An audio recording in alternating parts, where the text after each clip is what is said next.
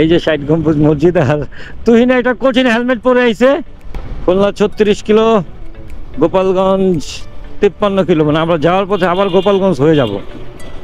এসে পড়েছি 60 গম্বুজ মসজিদের গেট। ওয়াও,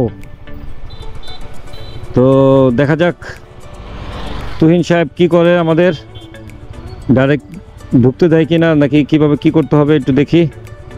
তুহিন তো আগে চলে গেল ডাইরেক্ট, এখন তুহিন কি করবে সেটাই দেখার বিষয়। ভাই আসেন, এই পারে দেখাইছেন।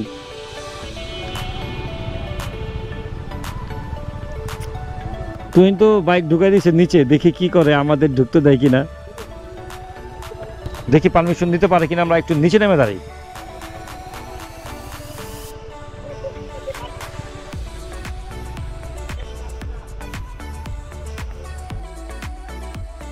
বাইক নিয়ে ভিতরে ঢুকে গেছে। আরো দিকে রাখবো নাকি এখানে রাখবো? কোথায় রাখতে বলছিল?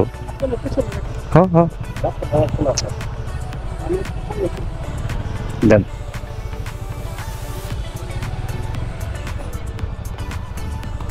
Thank you, thank you. আমরা বাইক নিয়ে ভিতরে ঢুকে গেছি।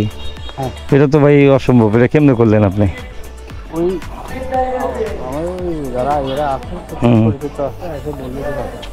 যাক, ভালো লাগছে এই জিনিসটা। তো যাই হোক, আমরা একটু এইখানটা ঘুরে দেখি। সবুজ প্রকৃতির মাঝে মাথা উঁচু করে দাঁড়িয়ে আছে 7 গম্বুজ মসজিদ, বাংলার ইতিহাস ও ঐতিহ্যের এক অমূল্য সম্পদ। 1500 শতকে খান জাহান আলী রাদিয়াল্লাহু আনহু নির্মিত এই মসজিদ আজও তার স্থাপত্যশৈলী ও গৌরবের সাক্ষী হয়ে দাঁড়িয়ে আছে।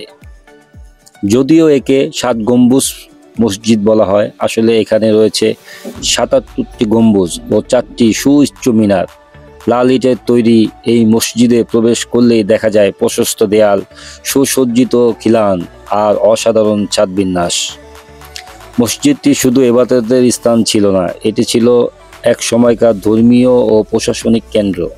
এখান থেকেই খান জাহান আলী রাদিয়াল্লাহু আনহু বাগেরহাট শহর গড়ে তুলেছিলেন, যা তখন খিলাফাবাদ নামে পরিচিত ছিল। প্রকৃতির সৌন্দর্য আর ঐতিহাসিক মূল্যবোধের এক অপূর্ব সংমিশ্রণ এই 7 গম্বুজ মসজিদ। সময় বদলেছে, শাসক পরিবর্তন হয়েছে, কিন্তু ইতিহাসের সাক্ষী হয়ে আজও দাঁড়িয়ে আছে বাংলার গর্বের এই স্থাপত্য। এখন আমরা চলে যাচ্ছি। তো কেমন লাগলো আজকের ভিডিও অবশ্যই কমেন্ট করে জানাবেন। ভালো লাগলে অবশ্যই লাইক, কমেন্ট, শেয়ার করবেন। তো চলে যাচ্ছি, কিন্তু যাচ্ছি না, আসবো আবার নতুন কোনো ভিডিও নিয়ে। সে পর্যন্ত সবাই ভালো থাকবেন, সুস্থ থাকবেন। আসসালামু আলাইকুম।